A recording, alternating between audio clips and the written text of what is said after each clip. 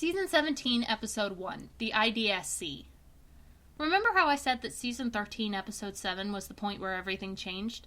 This is the point where that change came to full fruition. Jake is bored, so he leaves the lightning speed team and fricks off on his own. Gee, where have I heard that one before? Anyway, before he can get too far, Rose confronts him and tries to talk him down. Jake really wants to go, though, so Rose decides to come with him, and so do Mandy and Sydney. No, child, stay home, please. So Jake has a talk with Isabel and actually formally breaks away from the rest of the team, who changed the name of the team back to the Justice Team. Isabel also agrees to train Jamie in Rose's place because, in case you forgot, Jamie exists. For this one final moment before he disappears from the series forever. He's better off not being here, to be completely honest. See ya, Jamie. So after this, Jake and the new, much smaller, much more manageable Lightning Speed team head off. There are 4 members, and that is how things will remain for a good long while. Thank hecking goodness, that's one problem eradicated. Too bad the other problems are never going to die. So the first thing they do is go to the headquarters of the Interdimensional Scouting Committee, or the IDSC for short. Remember when I told you to keep tabs on that scout guy from the Season 12 finale? Yeah, that's what that was leading up to. Jake wants the entire team to sign up for the IDSC so they can explore new dimensions, because he's just that desperate to get out of Villia again, I suppose. After they get rejected like 15 times, Jake says screw it and decides to just go to other dimensions anyway. That will bite him in the rear end later.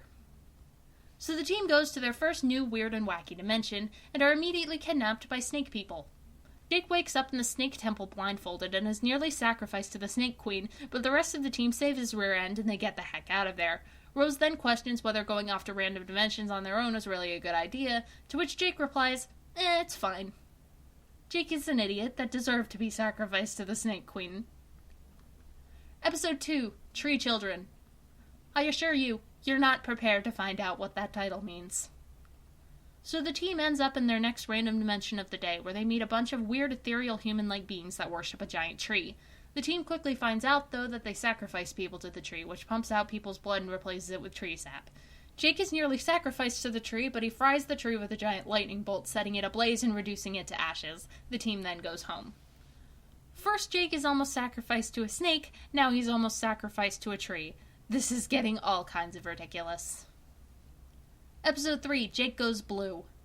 I assure you, you're not prepared to find out what that title means. In this episode, Jake turns blue. I'm not joking. Jake literally turns blue. This isn't a joke. After Jake turns blue, he goes to the hospital to try to figure out why he turned blue. The doctors can't figure out why Jake turned blue, but then Jake's alien mother shows up and explains that every 10 years their species turns blue, and it's a normal part of their alien life cycle. Then Jake goes blind. That's also a normal part of the alien life cycle. So Jake's alien mother escorts him out of the hospital, but on the way out they're attacked and Jake is captured by Antaeus, so Jake has to beat Antaeus and find his way out of the Villains League while blind. This somehow works and he escapes. Story over, yay. Wait, you wanted a resolution for the turning blue and being blind thing? Well... Episode 4, The Problem with Blindness. Jake is blind still. Thankfully his skin isn't blue anymore, but he's definitely still blind. So Isabel comes over for no reason to say hi, and Jake doesn't want to tell her he's blind because pride or something. They go into another room to talk because Isabel gets suspicious, but Nias attacks them because, wow, Nias is back now with no fanfare whatsoever! Jake starts fighting blind, but his sight returns midway through the battle and he beats Nias, and Nias leaves. Then Isabel leaves too, deciding there's nothing wrong with Jake because he was a good fighter just then or something. And Jake goes out and enjoys the beauty of nature or something stupid like that. Legit, that's what I wrote. I'm so dumb. Episode 5, The Girl in the Chair. Please, don't make me talk about this episode. It's a nothing episode that's only filler. Don't make me talk about it, please. Jake meets a paraplegic girl in a wheelchair whose last remaining family member just died in a horrific accident, and she wants Jake to help her. She is the most ham-fisted sob story in the entire history of ever, and I hate it. I am sincerely sorry I used this very serious disability in such a callous manner. I really hate myself for it. So Jake tells the girl he can't really do anything to help her, which is totally fair because what the heck is Jake supposed to do here? What he doesn't know, though, is that this girl is an absolute psychopath that ends up finding Kat and Dahlia in the woods, and they help her weaponize her wheelchair so she can attempt to kill Jake. Jake wins the fight, and the girl never shows up again. Thank goodness. I think I'd die if I had to face this atrocity of my past again. Episode 6, A Hero Deteriorated. I had to look back at my oldest list to make sure that this episode actually came here and it wasn't a victim of me changing season structure later down the line like I did a few other seasons. Turns out that wasn't the case, and this really was actually supposed to go here. Keep up with me here, please. So, do you remember Zoe Gordon? No? Of course you don't. I never mentioned her by name. Remember in season 4 where Jake got adopted by a random family in Virginia after his fake dad disowned him, and then they took Jake's not dead fake mother to court to claim custody, but Emilio busted in and killed the mom because she was one of his evil demon stepsisters? Zoe Gordon was a member of that family. So Zoe has since been deported to California, and she lives next door to the Schaefer family. Remember the Wonder Girl series? In the Wonder Girl series, the Wonder Girls had several connections in the real world, and the Schaefers were one of them. They're boring nobody people that live in California, and that's pretty much all they ever were. Why is all of this important, though? Well, Zoe Gordon's starting her first day at a new school in California because she got deported to California, and sees Jake there. She tries to talk to him, but he doesn't remember who he even is. She then follows him back to the Schaefer's house, where he's pretty much living now, breaks into his room, and shows him a news article about himself. This immediately jogs Jake's memory and causes him to remember what he's doing there in the first place. As it would turn out, going to 2 random dimensions for the span of a couple hours each was a huge no-no, and the Wonder Girls flipped out, arrested the team, threw Rose, Mandy, and Sydney in jail, and erased Jake's memory and dumped him in California with the Schaefers because I don't even know what logic they were using there. Upon figuring this out, Jake proceeds to fake his own death. In the context of the episode, though, it's not specified that he fakes his own death, and the reader is expected to believe that Jake is actually dead. Why am I telling you that Jake faked his own death, then? Because it's a drawn-out, not suicide scene that tries to make the reader believe it's a real suicide scene, that's why. It's gross and disgusting, and I won't associate myself with it. That's why I'm telling you the death was faked straight off. Anyway, the Wonder Girls throw Jake's not dead body in the woods and the episode is over. We'll talk about how Jake was able to fake his death so good when that's actually supposed to be revealed. End me. Season 18, Episode 1, The New Jake. Season 18 is an extremely interesting case study in itself. Out of all the seasons we've gone over thus far, this was probably the one I actually had a fully planned arc for straight off the bat, which is hilarious when you realize that means all the other seasons were just younger me flying by the seat of her pants or everything. Now you know where all the wonky, logical, leaping, and out-of-nowhere plot twists come from. I'm going to come right out and say it. Season 18 still isn't good enough to meet my current standards by any stretch of the imagination. There are too many plot contrivances and things that just straight up don't make sense. But this is probably the best season of Lightning Speed 1, period. So many of its ideas are incredible ideas, even if it had to work off the dumpster fire of the seasons before it, and while my writing skills were still completely gosh-awful, I actually have something good to say about almost every episode in this season, which I don't believe I can say about any other season of this stupid series. That out of the way, let's get to Leon Akrava. This episode consists of Rose, Mandy, and Sydney being broken out of jail by the handsome red-headed teen known as Leon Akrava. They retreat into the Rose-Thorn Forest where the rest of this season is going to take place, and Leon tells them that Jake is dead. Everyone is sad about this except Leon. This is because Leon hates Jake. He says Jake was too reckless and never thought things through and only ever got his friends into trouble and stuff like that. This ticks off the others, Rose especially, but at this point they're in this mess together as fugitives from the law and they might as well stick together because something teamwork, I don't know. This sets up the premise of the entire rest of this season, which grounds this season in one constant direction, which it's actually going to stick to this time. Finally! Episode 2, Rose Thorn. Rose goes off on her own to try to find Jake's body in the forest, but she gets jumped by Kat and Eve. Why was Kat such a prominent antagonist in this era of Lightning Speed? I have no idea, considering she was generic trash. Nonetheless, Rose is in trouble, but Leon saves her, revealing that, like Jake, he also has super speed. Gee golly, what a coincidence! After this, Leon starts to try to take Rose back to their camp, but Rose exclaims that she lost something during the battle. Some necklace Jake gave to her at some point that's shaped like a lightning bolt. Probably contrived specifically for this conflict, but something that would become a regular part of her character design from then on, so, At least I didn't forget about it after this. Anyway, Rose runs off to try to find the necklace, and Leon accompanies her, trying to talk her down from potentially getting into even more trouble. They're then jumped by Kat and Eve again, and Eve coincidentally has the necklace. Leon moves to take them out, but Rose cuts him off, beating up Eve and Kat on her own and getting back the necklace. As the two head back to camp together, there's a lot of discussion about Jake. Leon still wholeheartedly believes that Jake was a trash human being that's better off gone, but Rose believes that, even despite Jake's mistakes, he was a good person that tried to do the right thing. Their talk doesn't turn Leon's opinion around or anything, but it does get him thinking, and this is a thought that will keep festering throughout the remainder of this season. This episode, like many others, was never actually written down in any full capacity, only summarized. Honestly, for once, I'm happy about that. This episode gets to exist in my memory as something probably even greater than it actually was because of it. It's not a perfect episode, in fact far from it with its blatant contrivances, but it's a perfect example of what Season 18 was. The first time real character development had been introduced to the series. I'm going to reveal the plot twist at the end of this season early. It's a super obvious twist that anyone could see coming from a mile away, but knowing it helps to put this season in an entirely different context. Leon is actually Jake. Wow, huge shocker, I know. Jake's entire arc over the course of this season is dealing with self-loathing. The idea that his mistakes have only made things worse for everyone, and that putting on a brand new identity completely separated from himself will somehow fix things for him and everyone else. That's why he takes on the name and face of Leon Akrova, and why he has a seemingly irrational hatred of Jake. Dealing with self-loathing is nothing new for LS1, in case you couldn't tell, but past attempts and even future attempts after this, because spoiler alert, there are more, all fell completely flat and failed explosively. This one, though, is the only one that came close to succeeding. This season delves into Jake's psyche and lets him get to the root of why his existence is important, why he matters, and why he deserves to live. He's able to find that through the help of his friends, and this episode where he's alone with Rose is one of the most touching moments in the series because of it. Rose is telling him to his face why she believes in him. He knows she's not putting on any pretenses for him. She doesn't even know who Leon is. These are Rose's genuine feelings that she's spilling to Jake without even knowing it, and this is what gets Leon to start opening up more and more over the course of the season. My biggest gripe with this season is that I attempted to keep Leon's identity a secret. All of this would have felt so much better had it been revealed from the start that Leon was Jake. My brain likes to pretend that's what I did sometimes, just to make me feel better about myself. That is why this episode shines so much to me.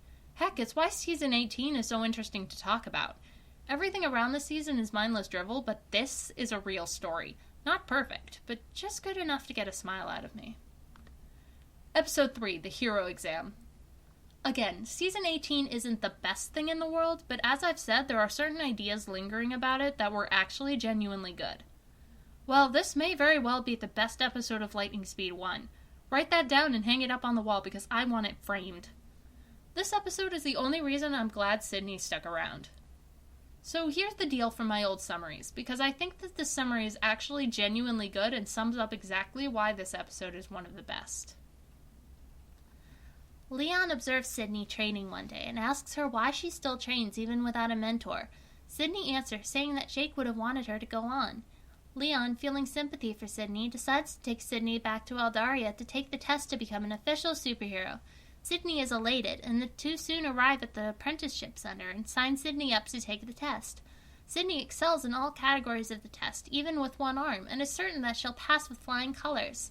When the report comes back, though, Sydney is told that she has failed her test. When she asks why, the evaluators reply that she failed simply because of the fact that she only has one arm. She's handicapped, and as such will never become a recognized Eldarian superhero. Sydney is devastated, but Leon won't accept their answer. Leon tries to argue with the evaluators, but it is useless. Leon and Sydney end up returning home, with Sydney so broken up over her test results that she considers leaving superheroing forever. Leon, trying to lift the mood, asks Sydney to show him some of her best moves, an offer to which Sydney reluctantly agrees. Leon tells Sydney that she is one of the best young superheroes he has ever seen, and that she doesn't need a test to tell her that. Sydney thanks Leon before giving him a warm hug, which Leon readily accepts. This breaks my heart. In its own context, this episode is incredible. Somehow, young, stupid me was able to write a powerful message like this with tact and subtlety, which is an absolute miracle.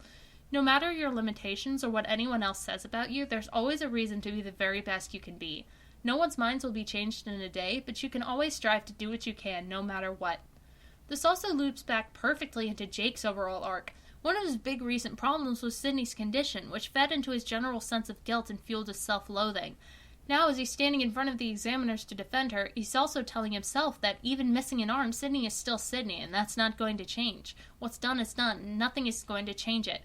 He's coming to terms with his own mindset during all this, which makes it that much more powerful. I have no doubt in my mind that had I actually tried to flesh out this story instead of just summarizing it, I would have absolutely ruined this whole thing.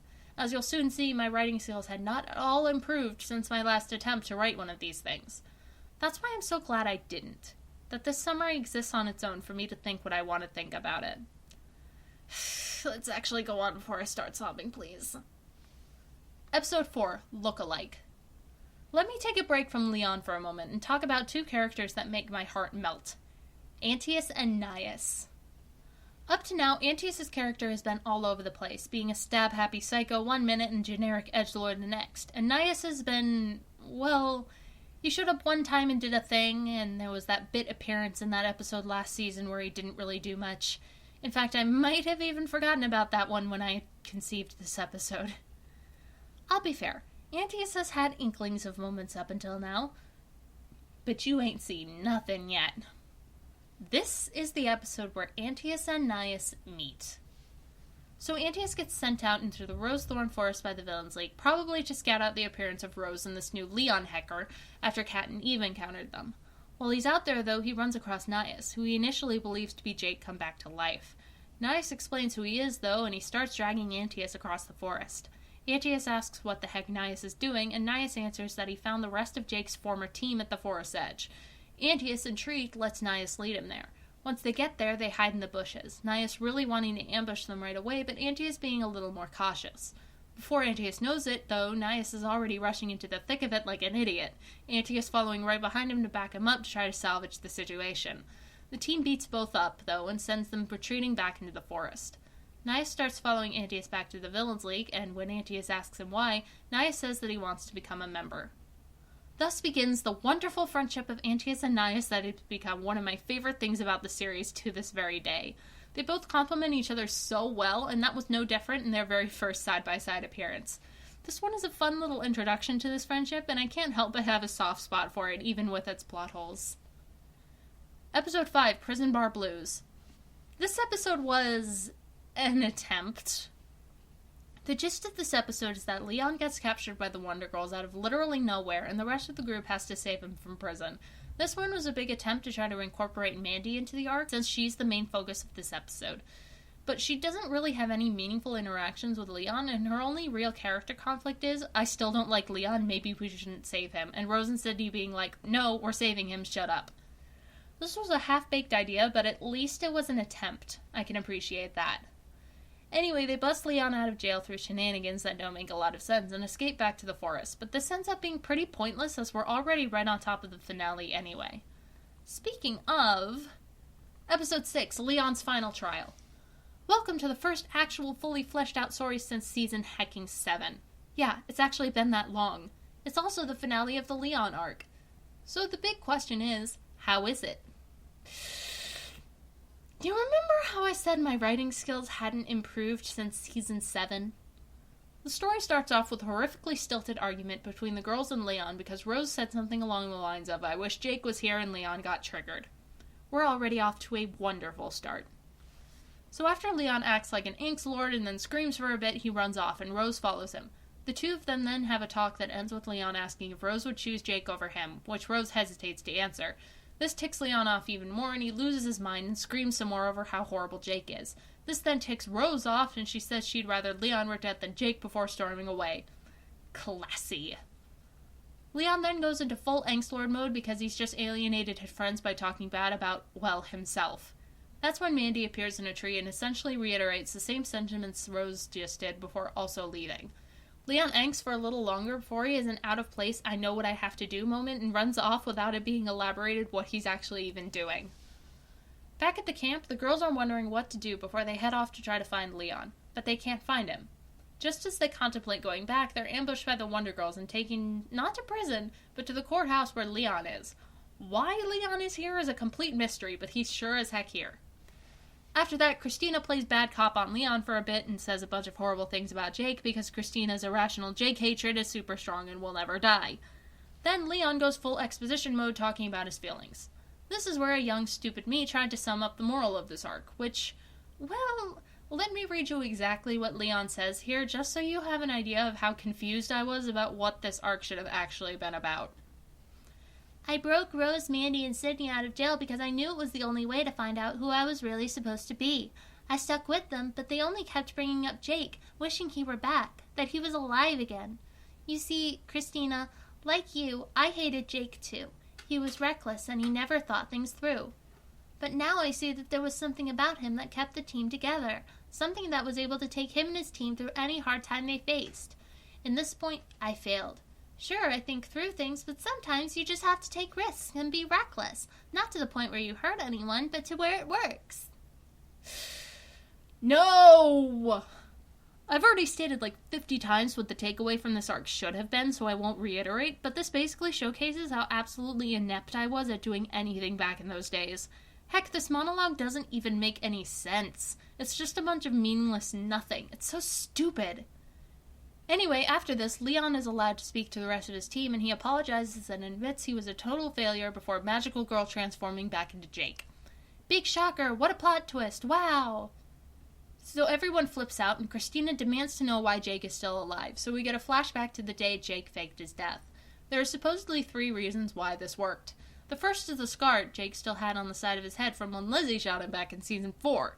The second is ketchup. No, seriously, they pulled the old ketchup for blood trick and it actually freaking works. End my entire existence.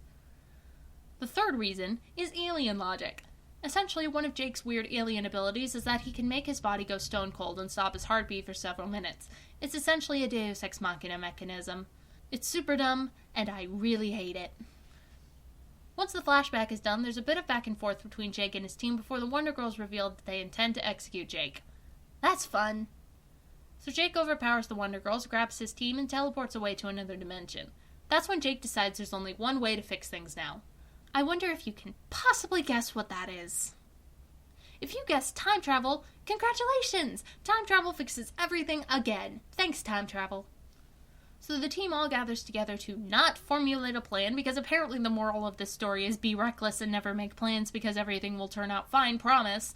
And they also do the whole we're probably going to die, so we're just going to say goodbye to each other before we bust in there in case we all die thing, and it's just generally angsty and melodramatic. With that, they split up to infiltrate the Justice Team headquarters to get the time machine.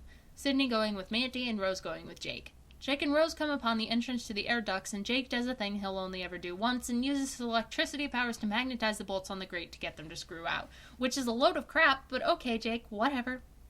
Halfway through the ducts, though, they fall out into the middle of the hall, so that was pretty much pointless.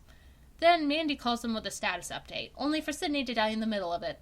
And then for Mandy to die at the end of it, just as she reaches the vault.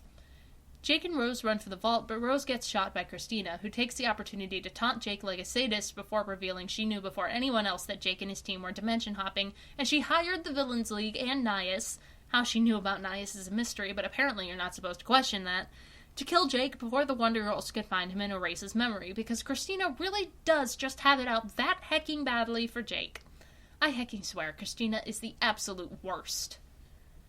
Anyway, the Justice Team shows up and goes firing squad on Jake, and even being on the literal verge of death, he somehow manages to grab the time machine Christina was holding and transport himself back in time to warn himself not to do the illegal thing and go 2 random dimensions for the span of a few hours each, and we get this exchange out of it.